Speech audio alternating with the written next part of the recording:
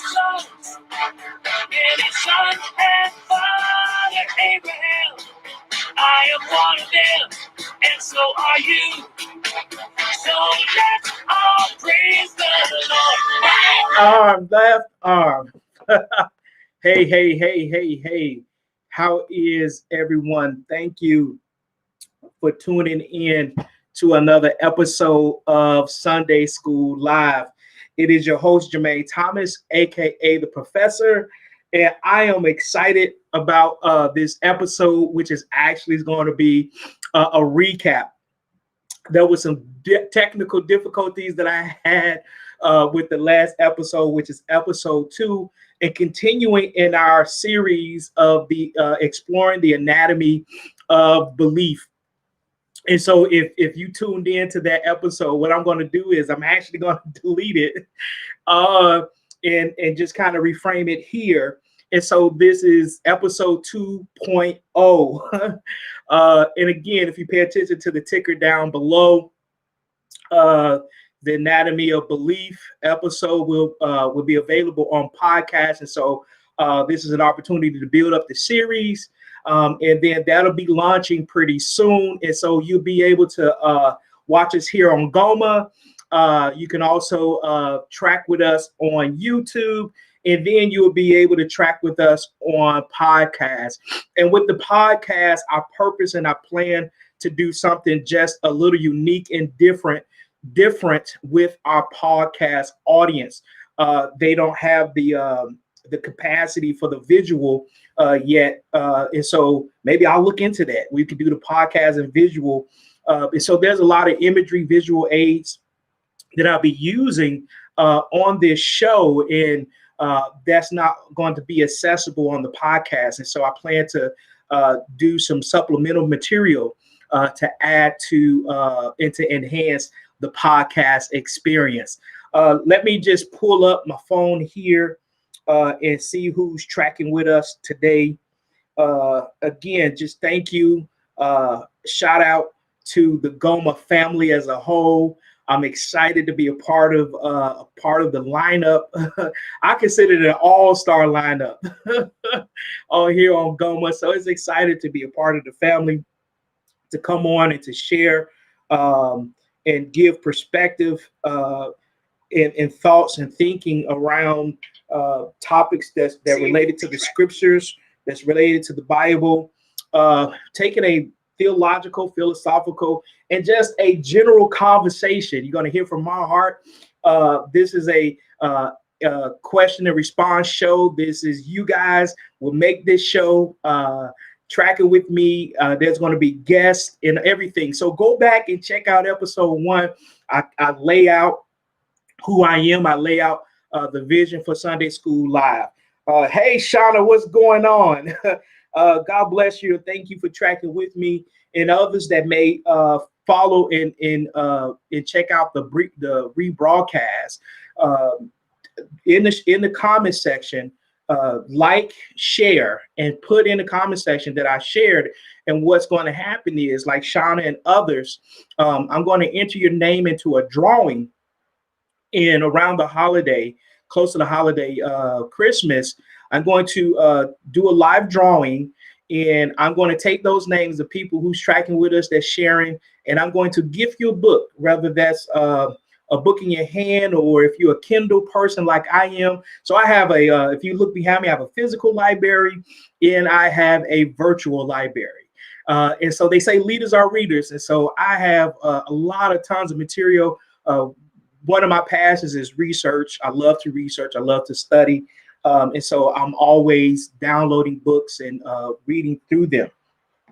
And so thank you guys for tuning in. And again, like I said, this is a recap from episode 2, because when I was popping up the images and I was having a whole conversation and a whole dialogue. So when I went back to just, kind of analyze the show, maybe some areas where I could tweak and upgrade and fix some areas and things like that, I've noticed, I was like, wait a minute, there's no audio.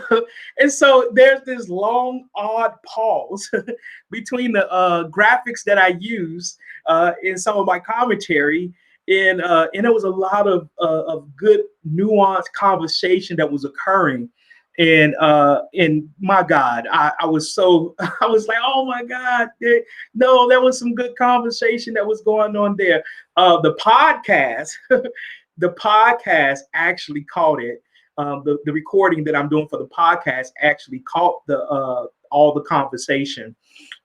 So maybe I'll see if I can post that as well to capture some of that live commentary and maybe post it in the comment section later if there's a possibility that I can do that. I'm not technically inclined, so I'm learning. YouTube University is definitely a place to go. There's always insight in uh, people that's there that's sharing and showing you how to enhance your online experience. And so if you're into that, if you're into doing vlogs and YouTubing and being a YouTuber or doing things like this, always you can always rely on YouTube University to help get you started. And so that's what I do. I'm kind of training myself, kind of a maverick in this, and we're going to get this thing solidified, and together. Okay, so with that, I'm continuing in this series of the anatomy of belief. In the first episode, I give you a working definition, of belief, and kind of define, what belief is or what beliefs are. And in that, I also talked about how beliefs, it's not just one belief. We have a system of beliefs, or a cluster of beliefs. So it's not just one belief in and of itself. There's a network of beliefs. And so there's a lot of factors that go into shaping our beliefs. And so in episode one, we kind of peel that back and give some definition to that. And some of the things that we talked about, or some of the factors that impact and shape our belief system, is how we're raised, um, our life experiences, our educational experiences.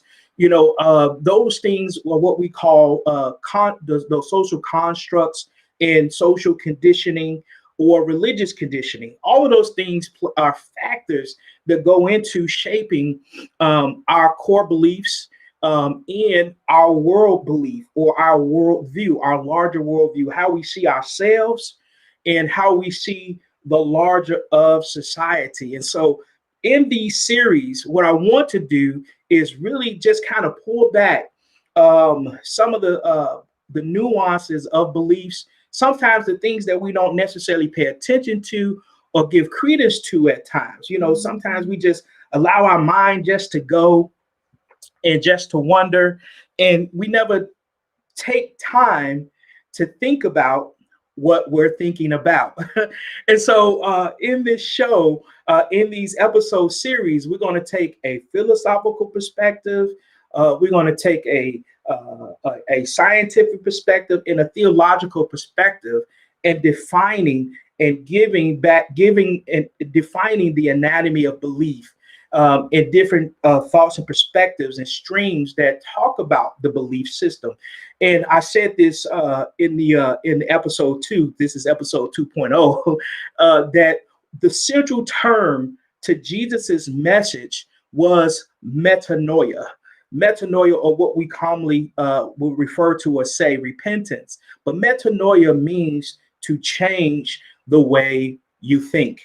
And so Jesus was challenging his audience at that time to the way they were thinking. You have to consider the cultural context. You have to consider the larger context in the society that they lived in. And when Jesus was challenging them and challenging them to change their perceptions about how they see themselves and how they relate in their relationship with God and how they see themselves. And Jesus encouraged them and told them that the kingdom of God was on the inside. And so it wasn't about this outside thing, or seeking God through these methods and means, these religious methods and means. It's about worshiping God in spirit and truth. And oftentimes, what becomes a cap or a box to our belief system is how we're conditioned and how we're religiously conditioned. And many of us, including myself, is still on a trajectory of learning. There has been some deconstructing in my life, some old beliefs that I held that have been challenged. And then one, for example, you're talking about being socially and religiously conditioned. Oh my goodness. I thank God. I thank God for those metanoia moments. I don't think those stop. I think they happen and they occur, as you open your heart and your mind and you don't become rigid in your belief system, that you become more objective, you become more open-minded, you become more open-hearted, and no longer become rigid. And so I was one of those people, that was very rigid and religious in my belief system, man. And one of those beliefs in that system of beliefs was that God didn't call women to preach. Yes, Jermaine, aka the professor, had a belief that God couldn't use women to be pastors, women couldn't be preachers.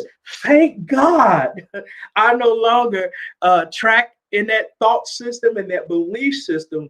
But think about it.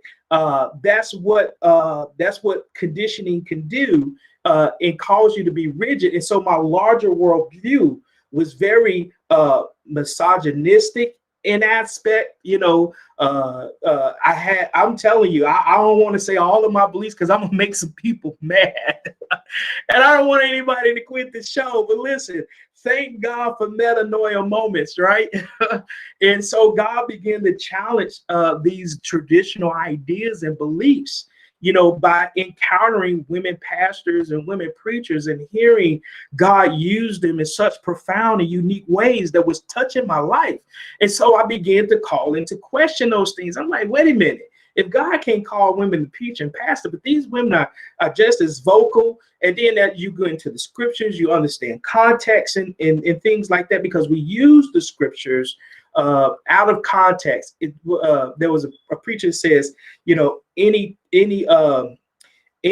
text or any context without the text is just a con.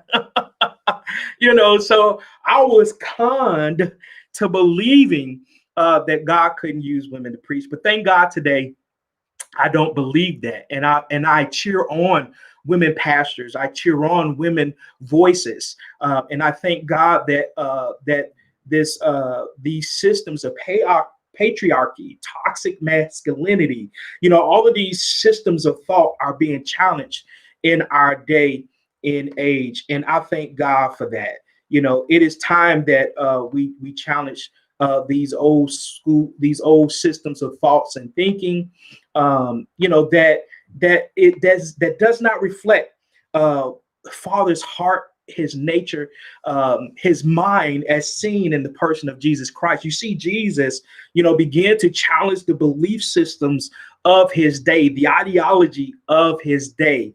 In the Reformation movement, it was critical in a time and a period of world history where you're seeing that the Reformation movement, what we call the Protestant Reformation movement, or the Lutheran Protestant Reformation movement, however you want to categorize it, he challenged and they challenged the ideology of the day. What was the mainstay of all things education and information came primarily from the Catholic Church. So there was no free flowing thought of information. And so this eventually, you had the Gutenberg press, and this eventually led to what we call the age of enlightenment, the age of reasoning, where we began to question things. And many of our disciplines that we celebrate today, that we benefit from today, psychology, modern medicine, the breakthrough in medicine, came from these thinkers that began to challenge the status quo. They began to challenge the ideology, the belief system of their day. And so we're beneficial to that of that today. And I've said in episode 2 that of all the disciplines, whether that's psychology, archaeology, theologies, right? Biology, is based on history of research. It's based on history of people challenging the status quo, asking those why questions. And I talked about how important the why questions are. And because the why question leads you to the heart of a thing, the why question leads you to the purpose and the intent of a thing. And so you have many philosophers, scientists, researchers that ask the why questions, took that childlike wonderment and began to ask questions and began to explore, and challenge the ideology, the mainstay of the thought and thinking of their day. And so we have medical breakthrough, we had advancement in research and study, whether it was the study of the mind, study of the human physiology, study of the stars, astronomy, and getting a better understanding and a sense of the world around us. Out of all these disciplines, the only discipline that is kind of stuck and antiquated, is the school of thought in the system of theology. It is antiquated, and we need an upgrade, if you will, in that field of study. And it's happening. People are asking questions. People are challenging the conventional wisdom of the day. And they're saying, hey, and we have the modern Gutenberg press today, which is social media, the World Wide Web. And so there's information at our fingertip that can challenge, our said beliefs, our biases in our beliefs. Sometimes we're not even aware, of what those are. And so this show and these episodes, in my heart, I hope that it will peel back some of the layers of thinking that we have and say, you know what, I never looked at it like that. I never considered that. This is a thinking show, an exploration show. This is not an answer show. This is not, I am the profound wisdom of all things and all knowledge, and you must listen to Professor Jermaine Thomas because I have all the information.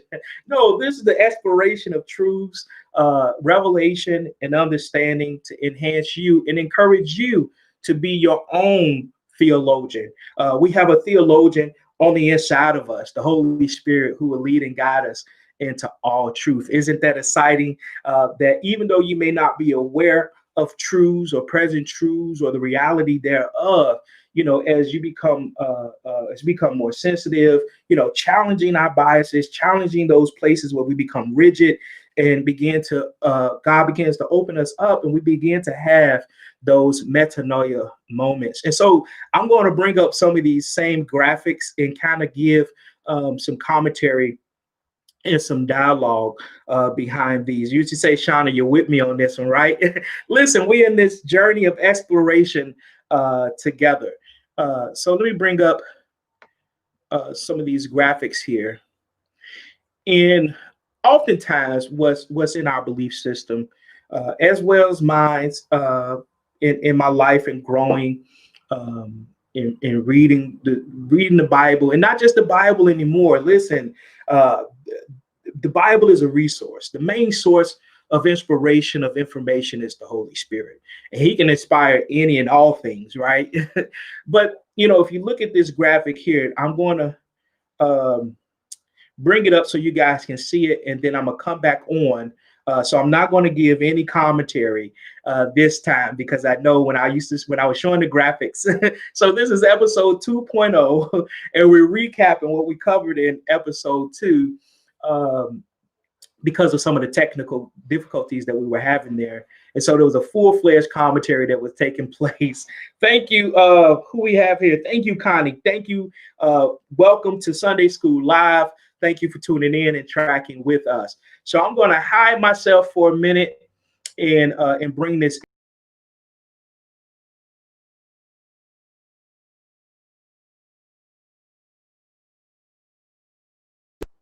So if you can see with that image, it is basically talking about, how, we've been conditioned to believe a lot of things about ourselves, about our life, that sometimes it is so ingrained, it becomes, sometimes we're just not conscious of some of the toxic stuff that's rooted in our core beliefs. Sometimes it may take therapy, sometimes it may take, challenging moments in life to expose these, I'll say, dark areas of our heart and our mind. And what I mean by dark is not nothing demonic or anything like that, just ignorance. The greatest threat to humanity is not the devil or Satan. The greatest threat to humanity is ignorance. And how I define ignorance is a life that is lived absence of knowing Father's heart and mind for their life. That's ignorance. Okay. We have different the term ignorance may take on different connotations, but that's how I like to define ignorance: is a life void of not knowing Father's true heart and intent for their life, knowing that they have never been separated from the Father, knowing that Father loves them no matter what, knowing that they have been fashioned and shaped in love. Listen to this: the identity of your person was shaped and fashioned in love. And people are ignorant to that. And when you're ignorant and void of that, you live life on life terms. You accept life for what it is. You think you as the scripture says, they think as mere men. You think in the capacity as a mere man, and not realizing that you have access to the mind of God, you have access to the mind of Christ. And so we're left thinking and living life on life terms. And so we have these toxic beliefs and thinking, in our lives. Like this says, I am helpless. You would think I have glasses on, I can see this, right? It says, I am unworthy, I am nothing, I am different, I am undesirable, I am unattractive. Dr. Carolyn Leaf says that 80% of disease that starts in the body starts in the mind. The mind is such a powerful instrument. It is a powerful tool that God has given us, in this earth realm reality, right? In this natural realm reality, the mind is a powerful instrument. And so it's important, I think it's indicative that we begin to take responsibility and to think about the things that we think about. And check this out, right? When I was talking about some of those factors and things that influence our thinking, that influence or that shapes our belief system, is when I talked about it earlier: social conditioning, religious conditioning, our home environment, how we're raised, uh, school, our community, our family. All of those things reinforce certain ideas and ideology, and we never question them. We never give thought to them. It's just what it is, and we just go along with it, but we never stop to question.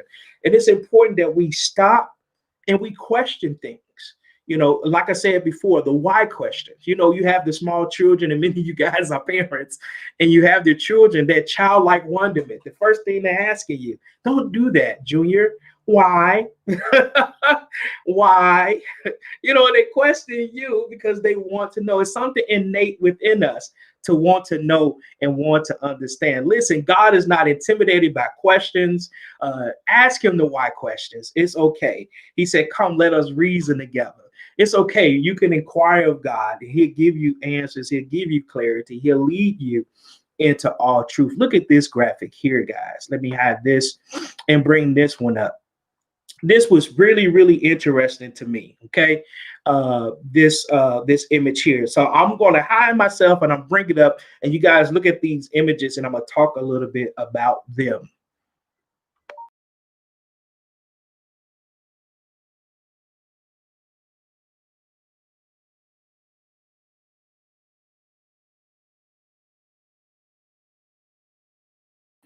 So look at that, right? So and Googled and picked up the conversation. She said, I didn't understand that. So you got Google asking questions. I don't know how Google picked up my conversation and my dialogue.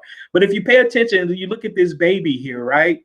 And it says contamination, TV, humanism, evolution, things that we're taught, in school.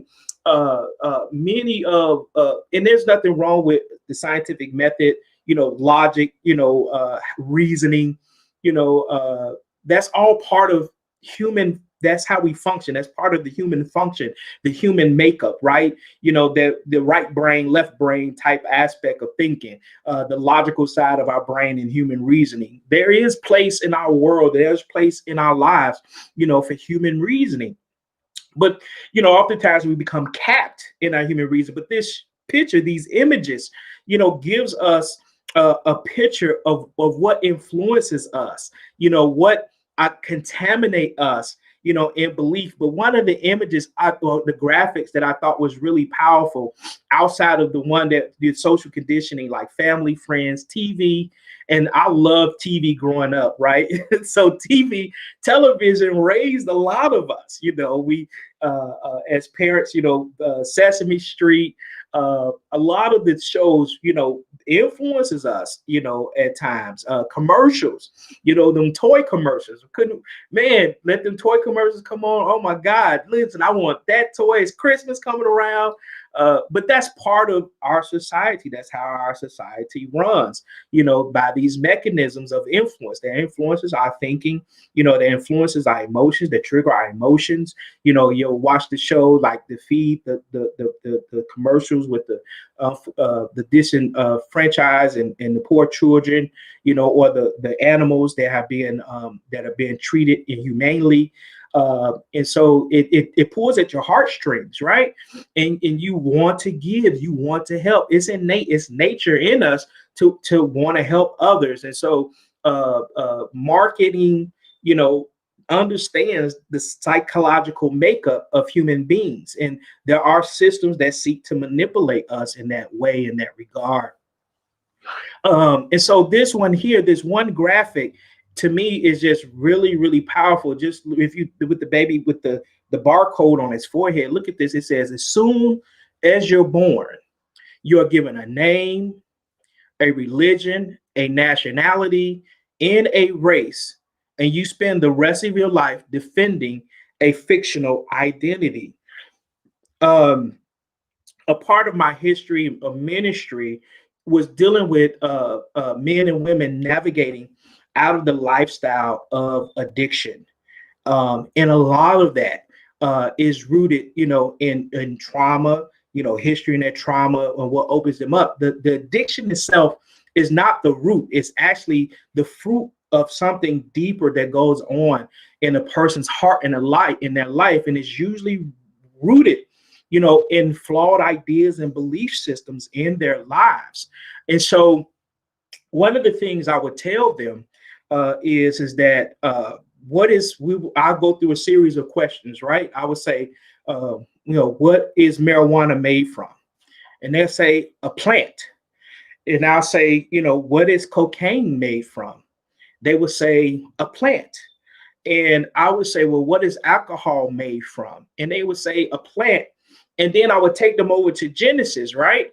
And in Genesis, the Bible says that God gave us dominion over the earth. And I would say to them, I say, listen, could you imagine me running outside and I fall on the ground and somebody just look at me, he's like, what's wrong with this guy? He's rolling around the ground, and they come to me and they say to me, what's wrong with you, fella? Why are you rolling around on the ground in the grass like that? And I say, I can't get up. And then they ask me, well, why can't you get up? Because the grass has more power over me. And so I took them in a dialogue and saying, listen, God's given us dominion over the earth, not the earth dominion over us. And so it just kind of, I wanted to shift their perception, to take this addiction that looks so large and so huge and unpenetrable, and defeating in their life, this defeatist mindset, and to bring, the drug and bring it down to a reality of what it really is, and then reinforce for them the thought and thinking, of what Father says that He's giving you power and authority over. And so that helped many of them shift their perception of seeing things. And when I used to counsel with young men, and again, it was all about challenging their beliefs, that them toxic, negative beliefs, especially when you've had nothing but negative experiences, so all you can think of is, these toxic beliefs and these toxic ideas, concerning your person and concerning yourself. And so I would challenge them, and I would say, hey, young man, knock on that wall over there. And so, one of the guys, he'd get up here, knock on the wall. And I say, is it soft or hard? He'll say, hey, it's pretty hard. I say, yeah, it's pretty hard. There are things in life that we perceive to be pretty hard, right? And they're like, yeah, yeah, yeah. I said, with the right tools and the right equipment, do you think that you'll be able to put a nice size hole in that wall? And they're like, yeah, yeah, yeah. I said, so it's not a matter about the wall being hard. It's a matter of having the right tools. And are you up to the challenge, or are you physically fit to put in the work that it needs to put in a nice ass hole in their wall and to pass right through? And they're like, yeah, yeah, yeah, yeah, yeah. And I said, that's the same thing in things in life that we perceive to be hard and difficult. It's not as difficult and hard as we perceive it to be. But if you have the right tools and the right equipment, do you think that you can overcome this thing that you perceive to be hard in your life? And so, in those moments, what I was doing was, getting at some of those core beliefs and kind of challenging them. And that's what we need at times. We need to challenge, these core beliefs. We need the setting, of friends, family, people that are close to us, trusted friends or communities, that can be a safe haven where we can explore, these toxic ideas and belief systems that we have, and challenge them. Um, and so that's an important aspect of growing, in our lives. And so there's another graphic here uh, that I want to show, and it kind of, uh, outlines that flow of thought and thinking when it comes to our core beliefs. And so if you look at this image here in the middle there, let me hide myself, and I'm gonna bring it up for a few minutes, and then I'm gonna come back and give some commentary to you guys. Okay.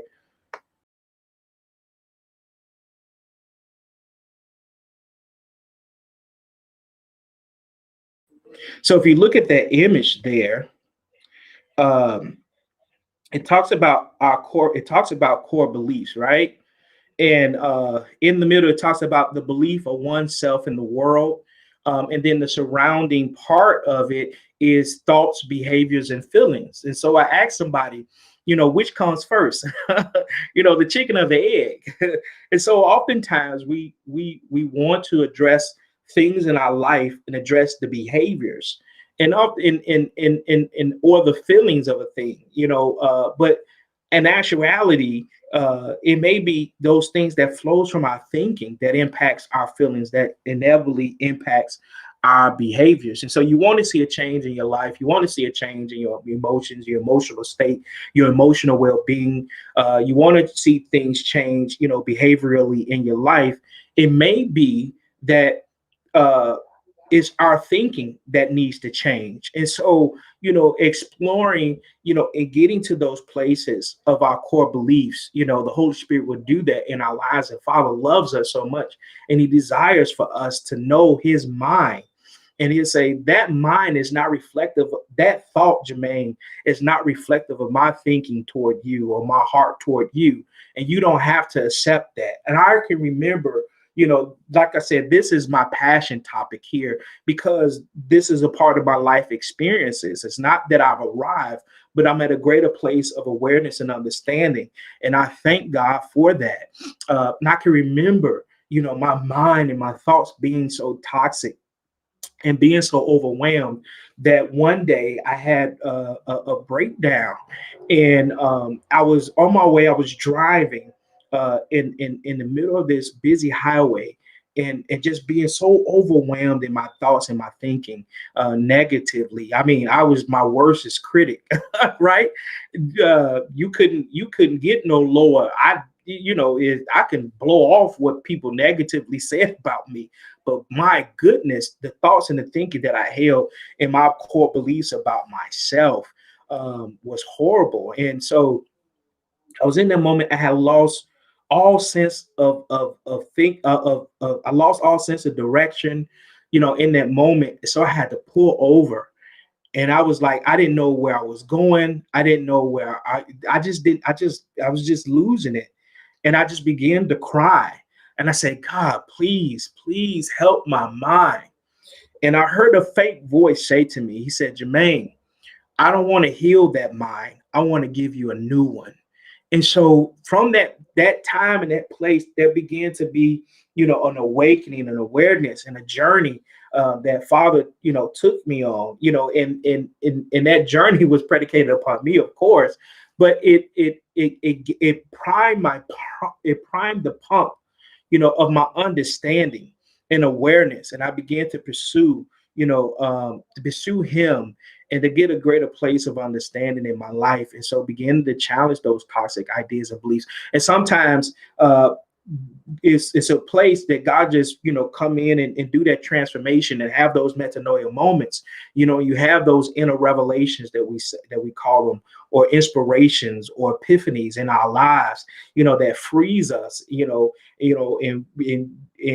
you don't have to take medication, the antidepressant medication. You don't have to take, these things. I'm not discouraging anybody, from those things. We're living in a day and an age where we have plenty of resources, for you to access and to utilize, until God bring you into that place of peace, and awareness and understanding in your mind, to see a therapist, to utilize medication, in those things, So I am not anti none of those things, but I'm just saying that in that moment and in those times, yes, use those things as resources, but also, you know, ask the Lord to lead you and to go into a place of Him changing and having those metanoia moments in your life. And so that's one of the graphics that I showed. And there's this other one. I just really think that this graphic here is really something, right? Look at this. Look at this one here. It says, um, let me hide myself and bring this up real quick.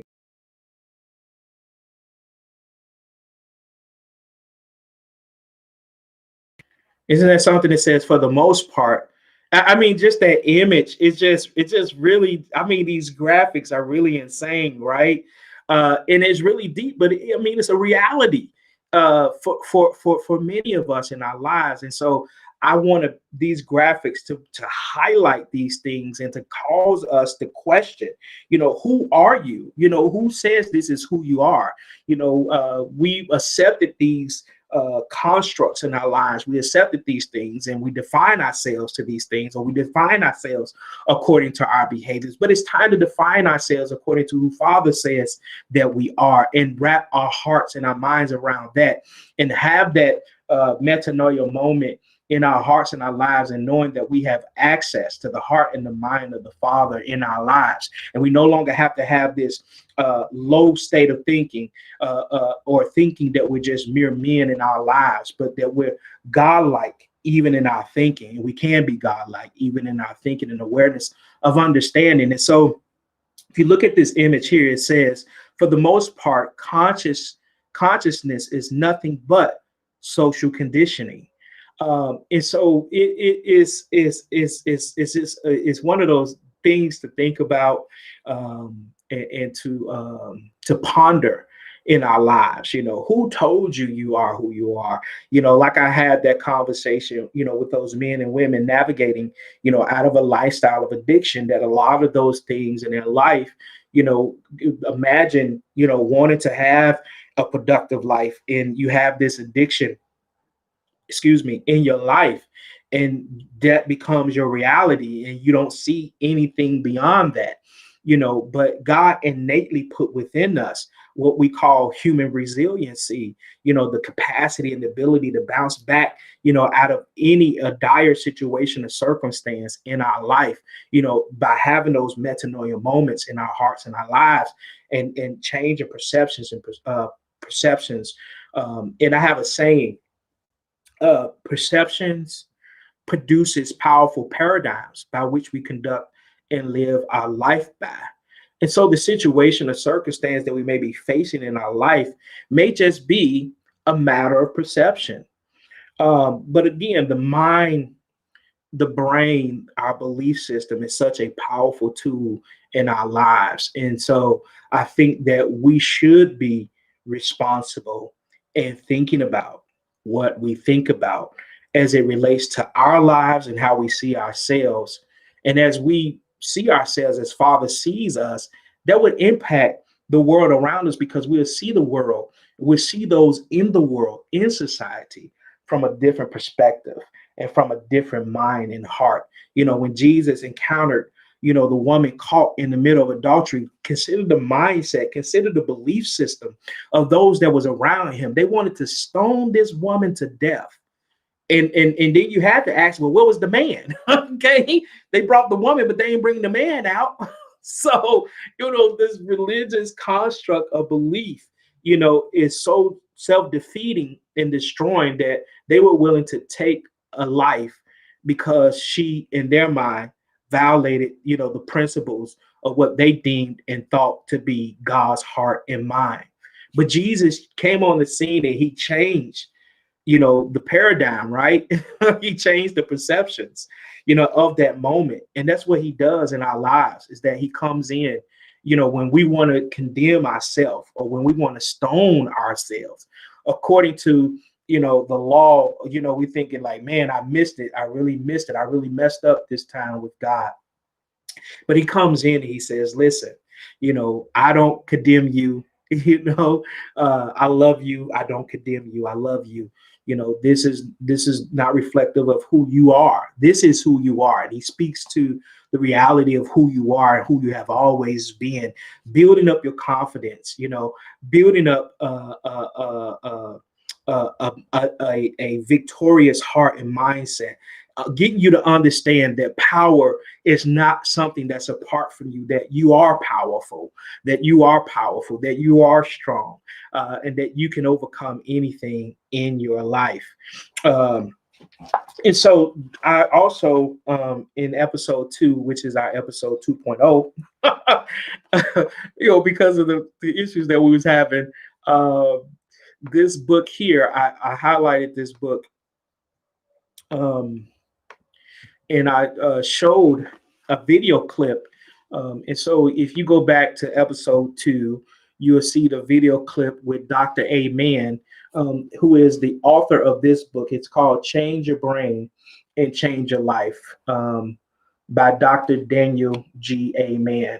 Okay. It says the breakthrough program for conquering anxiety, depression, obsessiveness, lack of focus, anger, and memory problems. And man, he takes, I believe he's a believer, and he takes a different, profound perspective. He talks about how, when we break a bone, and we go to the doctor, the first thing they do to assess us is they give us an X-ray, right? They give us an X-ray, or they do these type of imageries, to assess us, But when we go in for psychological problems, concerns, they don't assess our brain, to and map out the brain, because there's certain areas that's being impacted. We can be impacted because of, maybe there's some deficits, of things that's occurring in our brain, that's taking place. So it was a really good video. It was actually a TED talk, and I love TED talks. And so you'll see some of that too. It's not just my voice. I'm going to invite guests on when I get to certain episode series, and I'm going to invite guests on Sunday School Live. We have probably, guests on, panel discussions and conversations. And we're going to touch on a lot of, a vast array of topics, even the taboo topics and subjects, given our Christian setting, Americanized Christian setting. So we're going to hit on a lot of topics, that may be taboo. But again, these are just opportunities to explore truths, and just to gather a different perspective of thought. Again, to really get out of Sunday School Live, what you really need to get from Sunday School Live is to have an open mind. And out of this book, I just want to read some of these summary of principles that he outlined, and some of the points I was trying to convey during this episode 2.0. Okay. He says here, your brain Number one, your brain is involved in everything you do and everything you are. Number two, when your brain works right, you work right. And when your brain is troubled, you are much more likely to have trouble in your life. Let me repeat that, right? Number two, when your brain works right, you work right. And when your brain is troubled, you are much more likely to have trouble in your life. Your brain is the most amazing, energy hungry organ in the universe. Your brain is the consistency of soft butter. Okay, this fragile little thing, but it's the most powerful thing in your body. It's housed in a really hard skull with multiple sharp, bony ridges, making it easily injured. Number five, many things hurt the brain. Number six, many things help the brain. Number seven, certain systems in the brain are designed to do certain things. And problems in these systems tends to cause specific symptoms that can benefit from specific treatments. And so looking at the brain gives number eight, looking at the brain gives many powerful insights, not possible through listening to symptoms alone.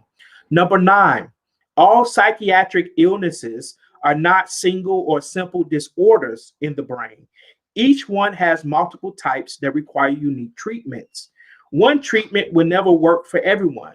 Number 10, brain aging is optional, right? Listen, that one was really deep to me. But listen, brain aging is optional. Work to boost your brain's reserve. Number 11, you can change your brain and change your life. Get it. Number 12, get it, give it away, keep it forever, change the world.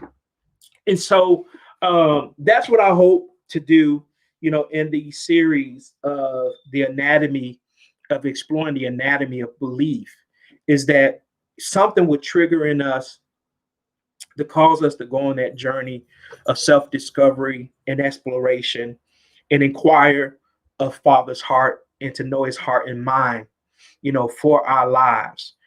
I really appreciate you guys tracking with us here at Sunday School Live. Again, special shout out to Dr. Catherine Toon, Pastor Mike, my brother Kyle, and a host of other voices, that is here on Goma, bringing to you present truths, those truths that can stir you, those soul stirring truths, those metanoia moment truths that break you free, or break you into a reality of freedom that you've never known before, that was always present in you. Listen, the freedom that you need, the freedom that you're looking for is not outside of you. It's on the inside of you. And Father has given you. Remember, I told you about those young men, that if they had the right tools and the right equipment, they could put a nice ass hole in that wall. Listen, Father has given you all things that pertain unto life and godliness. You are not without any good thing. Father has given you all things that you need to see the transformation, the metanoia moments in your life, and to be led in and out of his heart, and that to be your lived in and lived out reality, for you. There was something I shared on Facebook earlier, and I want to share it with you guys today, and then we'll land the plane there. And I hope that it does something, in your heart, and then and that you, from what shared from this commentary, will cause you to have a metanoia moment in your heart and in your life. It's called Love Lifted Me. And so if you track with me on Facebook, I have these vlogs that I do, hashtag Nacho Theologian. And so I said this. It's titled Love Lifted Me. The identity of your person was fashioned and shaped in divine love. You have never been without love. The core of your existence finds its origin in divine love. The birth canal was a resource to get you here, but the substance and or sustainability of both your spiritual and natural being finds its source in love. One of the common factors among non religious contextualized people who have had near death experiences have all described the awareness of this otherworldly and deep, immense feeling of love. One guy described his experience as the following: that there was a being of light emanating love, and he knew this being to be God or Jesus. And upon that realization, he started to reflect on all the wrongs he had done in his life. And the more his mind shifted toward self condemnation, the stronger those waves and feelings of love got until it overwhelmed him. He became aware how he was not just loved in that moment, but that he had always been loved. Father's love has always been there, and you have never been without his love. Today, accept this present truth that the core of your being in existence came from and is sustained in divine love. This divine love was never apart or separated from the identity of your person. It has always been present in the seat of your being. Let this become your present, lived in, life reality, and let love lift you on today. Jermaine Thomas, A.K.A. the Professor. Again, I want to thank you guys for tuning in to this episode 2.0. Okay, episode 2.0, which is a recap of episode 2. We had some technical glitches going on there. And so I wanted to bring this back up and recap and kind of refashion it a little bit, and redo this show. But listen, I want to thank you. Thank you guys for those that's tuning in now, Shauna, Connie. Thank you guys for tracking with me. And for those that will watch the rebroadcast, I'm going to put the YouTube link of the show in there. So listen, like us, follow us on YouTube if you're into the YouTube thing. And so this is airing live there on YouTube, and it's airing live here on Goma. And also there is the podcast will be coming soon, so I'll keep you guys updated on that as well. Any questions, statements, please leave them in the comment section. And if you really enjoy this episode 2.0, please take the time, like and share with others, and tag others, and listen, let others know that Sunday School Live is here, a part of this awesome lineup here at Goma in the Goma family. And so I'm going to leave out with my intro, my song, and kind of give you that Sunday school feel. This was one of my favorite Sunday school songs, and so I'm gonna work with some people so we can have it more professionally done in our outro and intro. But again, thank you guys so much for tracking with us here at Sunday School Live.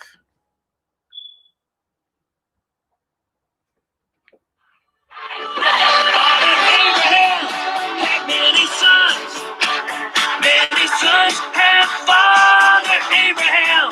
Well, I am one of them, and so are you.